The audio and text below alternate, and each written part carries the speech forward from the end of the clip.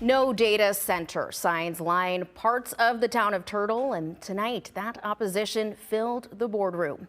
Good evening. We begin tonight in the town of Turtle, where leaders voted to approve an agreement tied to a potential data center project near Beloit. That vote comes after board members delayed the item just last month. Our Miriam Niesmeyer just got back from that meeting. And Miriam, what does that decision mean moving forward? Well, town board members voted to approve the cost reimbursement agreement with Panattoni Development tonight. Town leaders say, but community members say they still want more answers before any development moves forward. If we turn our back, we have no seat. We are along for the ride. Before public comment started, Town of Turtle board members told a packed room they faced a tough vote.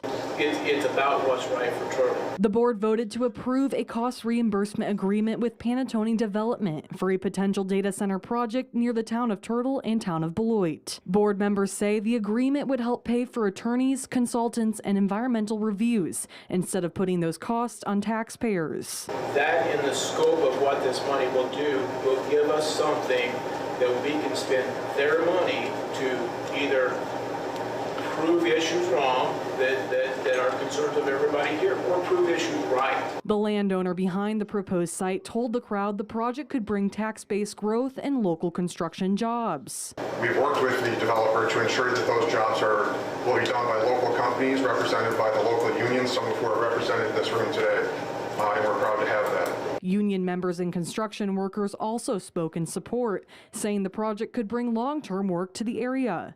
These are careers that allow people to stay in the area, raise families here, and contribute to the community long term. But many residents who filled the room asked the board to slow down, including people who live near the proposed site.